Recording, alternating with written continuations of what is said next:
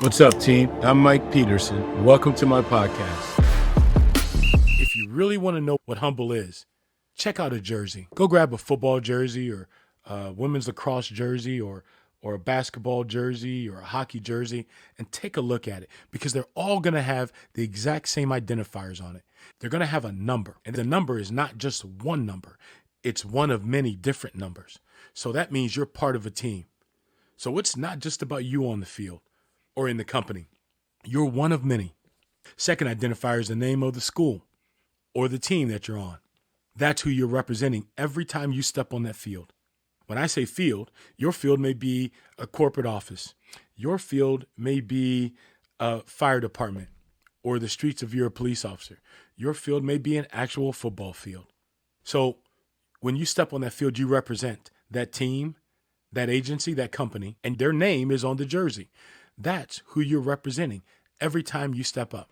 And then the last identifier on that jersey is the last name. Now, that last name says that you are representing your family. Everything you do is representation of the family name. It represents your mother, your father, your sister, your brother, your parents, your son, your daughter. And I go one step further. Many years ago when I was in college, I was fortunate enough to hear Archie Griffin. Archie Griffin is the only two-time Heisman Trophy winner in the history of the Heisman, and he played at Ohio State. Well, he came to Youngstown State at the invitation of Jim Tressel to speak to the team. And he talked about at the time how he would put crosses on his shoes, and he would look at his shoes as a reminder, one, of who he always represented when he was on that field. He represented Jesus Christ. He had to carry himself like he was representing this Savior. And then he said the other reason why I had the cross on my shoes, it was a reminder of the sacrifice that Christ made for us and that he was willing to die for us. I have to remember, he said, that it's not about me and that my pains, my moments of frustration, or my moments of failure, I can't focus on those because my team needs me. Well, humility is just that. Humility is looking at the number, the name of the team you represent, your family you represent, your God that you represent.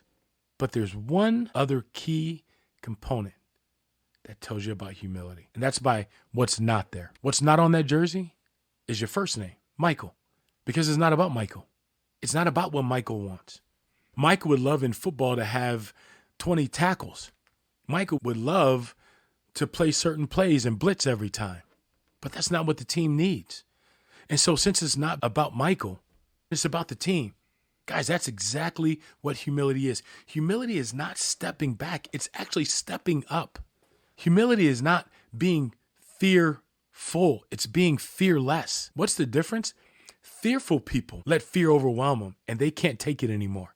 And so they quit and give up. Fearless people experience fear, but they turn that into adrenaline and passion. That's what humility is all about. Humility is saying that I don't know everything and that someone on my team may know. And by the way, it doesn't matter whether you're the leader, the boss, the director, the manager, the lieutenant, the CEO. It doesn't matter. Humility is saying my team is valued. I'm going to listen to my team. I'm going to hear them. I want to make them part of the solution. And even if I don't do everything they ask, I want to hear them out. I want to actually know what they think because they're valued. I have done investigations all over the world. In Paris, France, in Aurangabad, India, in Sao Paulo, Brazil, for years, 30 years. And one day, I had an investigation that was going on, and it was in Sweden. I had come across something that I had dealt with before, but I just couldn't come up with an idea on the approach. So I reached back and I called a young man that had worked for me, probably 20 years younger than me. And I called him and I said, hey, listen, Bob, I'm curious. I have this investigation and I just want your opinion about how you would approach it. And he said to me, Mike, are you kidding me? You taught me how to do investigations. What could I tell you? And I said to him, Bob, if that's what you think, then you have missed what I've trained you because you have a perspective that I may not have. So shut up and give me your opinion, right? And he did. And we talked for about an hour and a half. And I took his advice. I went on and conducted the investigation and the interview, and it actually worked.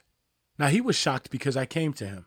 And what I want him to know is I am always eager and willing to learn more.